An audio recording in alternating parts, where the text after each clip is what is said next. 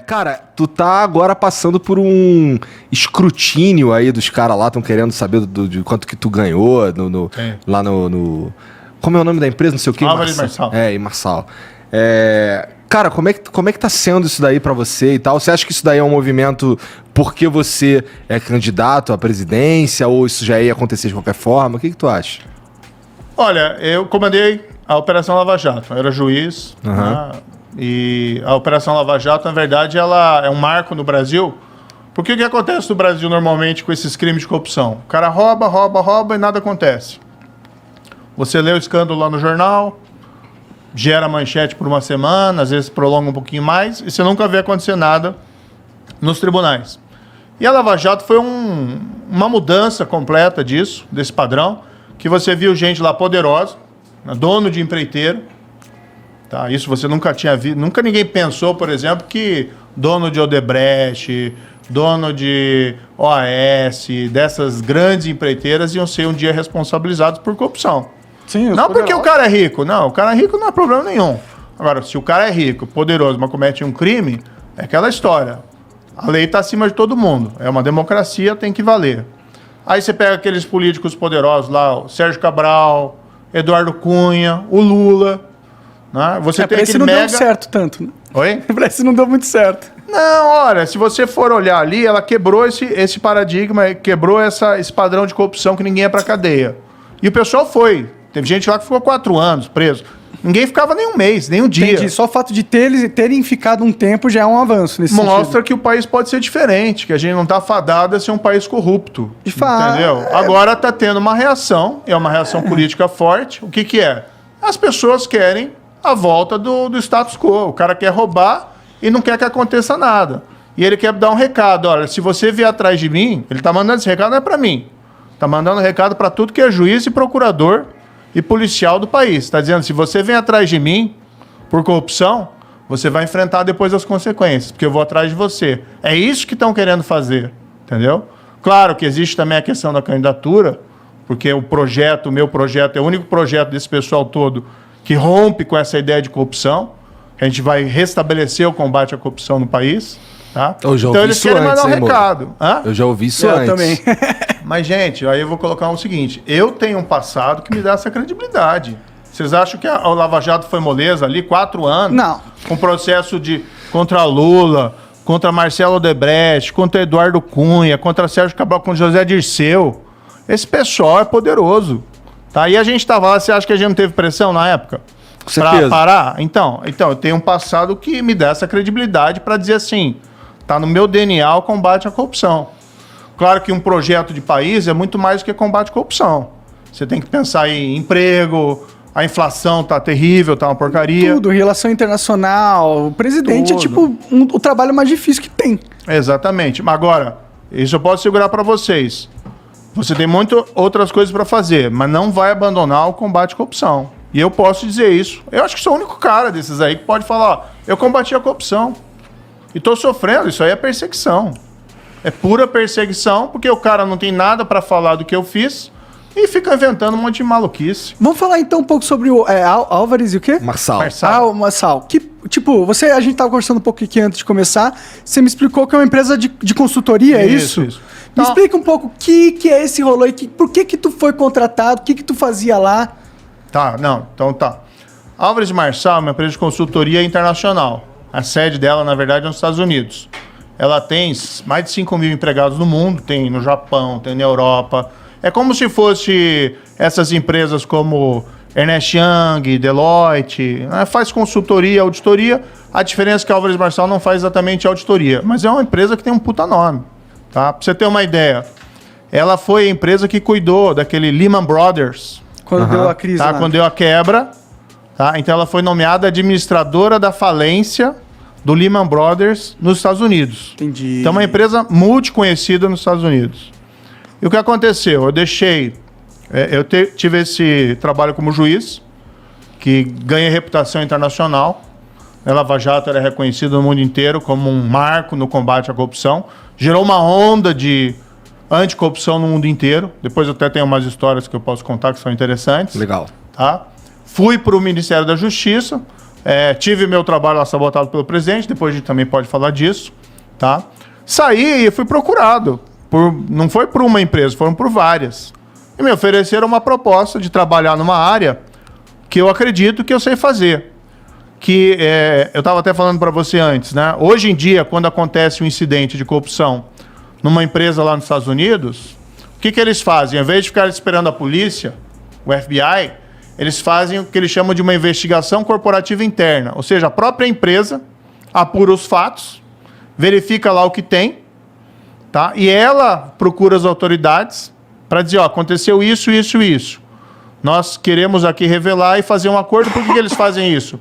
Porque eles querem diminuir as consequências legais. Multa, evitar eventualmente uma prisão, eles querem colaborar. Isso é um processo que não tem no Brasil, tem? É muito pouco, a gente não tem essa tradição. Tá. Isso também começou a evoluir nos Estados Unidos daquele caso Enron. Lembra aquele caso Enron?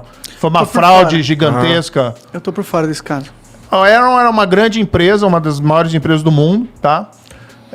E teve uma quebra dela, ela fraudou um monte de gente que investia nela no mercado de ações, falsificou balanço e tudo isso. Tem até um filme que é legal, vale a pena vocês verem.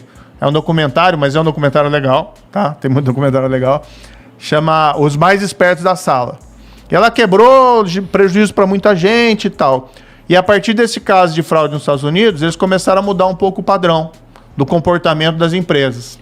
Então hoje é muito comum a empresa, quando tem um problema, ela faz investigação e ela mesmo realiza a informação. Então eu fui contratado pela Alves Marçal, tá? Que não é um escritório de advocacia, aliás, é uma empresa de consultoria, para fazer esse trabalho, investigação corporativa interna. A gente também fazia lá sistemas anticorrupção dentro da empresa, para evitar que aconteça um caso de suborno na empresa.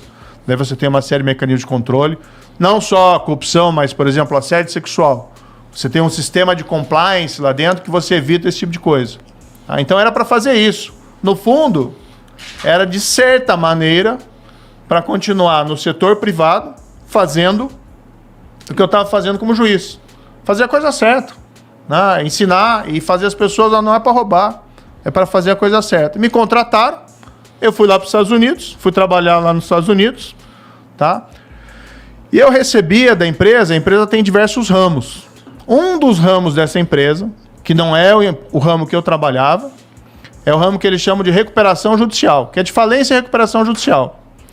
Daí a empresa no Brasil, veja, eu estou lá nos Estados Unidos, a empresa no Brasil, ela é contratada, ela é nomeada pelo juiz, tá? Para atuar na recuperação da Odebrecht, que é basicamente fazer o quê? O juiz nomeia uma terceira empresa para fazer com que ela administre a empresa, não tudo, mas para administrar os pagamentos aos credores. Porque ela tinha muita dívida, ela teve dificuldade, ela tinha muita dívida, aí o juiz nomeia alguém como se fosse um síndico de falência. Alguém para cuidar lá dos créditos e para que receba. Ou seja, é o juiz, não é nem a Odebrecht que escolheu. E isso aconteceu bem antes de eu ser contratado.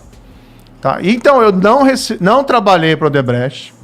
Meu contrato proibia que eu trabalhasse para qualquer empresa, prestasse serviço para qualquer empresa envolvida na Lava Jato. Eu que pedi isso. Legal. E eu recebia por um CNPJ diferente do CNPJ do ramo da empresa que recebia esses pagamentos lá pela recuperação judicial. Então o pessoal mistura umas coisas malucas. É que eles usam isso, né? Porque, tipo, o Moro saiu do governo e foi trabalhar na empresa que hoje presta serviço para a empresa que o Moro pôs na cadeia, entendeu? Tipo, a manchete tá meio que pronta aí, eles vão usar isso contra você mesmo que não seja verdade. Mas é mentira, né? Quem recebeu pelo Odebrecht? Quem prestou serviço pelo Odebrecht foi o Lula. Isso está lá nos autos comprovado. Né? O Lula recebeu pelo Odebrecht. Teve muito político que recebeu suborno pelo Odebrecht. Né? Tem aquela lista famosa dos codinomes. Uhum. Tem um monte de coisa lá. O Amigo, né? O Cerrado.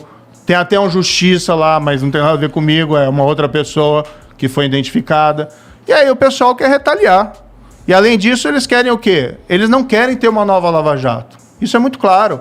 Ninguém quer ter uma nova Lava Jato do mundo político. O problema, na minha visão, com a Lava Jato e por que eles estão querendo acabar com ela de toda forma, é que você começou a puxar um fio na Lava Jato que ele nunca mais vai terminar. Você vai puxar, isso só vai terminar quando todo mundo que tiver no poder tiver envolvido de alguma forma nesse fio.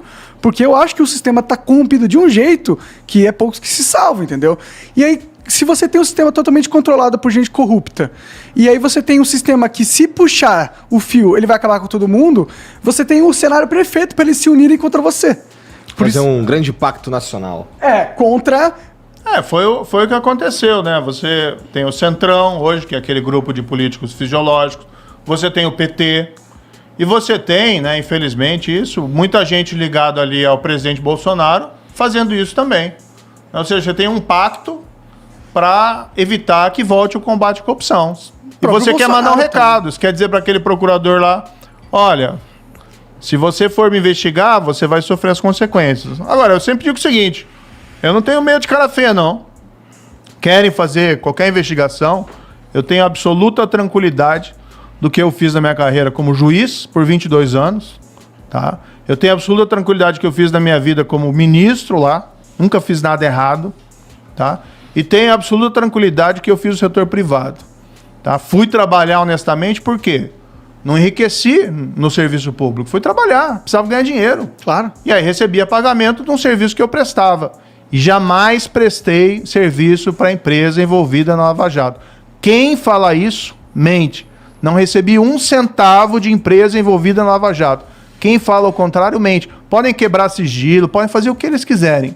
Não vão provar nada, porque não fiz nada errado. Isso eu tenho a consciência tranquila de dormir no travesseiro. Poderia, por exemplo, ter feito muita coisa errada durante a carreira de juiz. Poderia lá ter sido corrompido no Lava Jato. Poderia, durante ministro, lá ter fechado os olhos para as coisas erradas que o Bolsonaro fez, né, para as rachadinhas, para a tentativa de interferência na Polícia Federal. Podia estar lá no governo, tranquilo com o ministro. Ministro da Justiça. Pô, grande porcaria. Eu prefiro ter minha consciência tranquila. E não tem ninguém aqui, né, desculpe, aqui não, mas não tem ninguém desse povo, tá, que está agora falando um monte de bobagem contra mim, que tem um mínimo de dignidade e de autoridade para falar isso. Gente que recebeu suborno da Odebrecht, suspeito de receber suborno da Odebrecht, falando que eu tenha feito coisa errada. Não fiz nada. Quem fez foi eles e a vergonha está neles. Sabe aquele momento que você fica olhando pro seu canal no YouTube para ver se chegou algum inscrito, né? Você fica dando refresh para ver se chegou alguém e parece que seu canal não cresce? Eu sei que é ruim pra caramba, mas calma, galera. Você vai saber agora realmente como mudar isso de uma vez por todas. Pra quem não me conhece, eu sou o Peter Jordan, sou criador do Inet, um canal com mais de 10 milhões de inscritos. E eu também já criei diversos outros canais com milhões de inscritos. E é para isso que serve o meu treinamento Viver de YouTube. Você pode ter acesso ao passo a passo poderoso para criar, crescer e monetizar seu canal. E se você quer saber o passo a passo para bombar o seu canal no YouTube hoje, só não perde tempo, clica agora.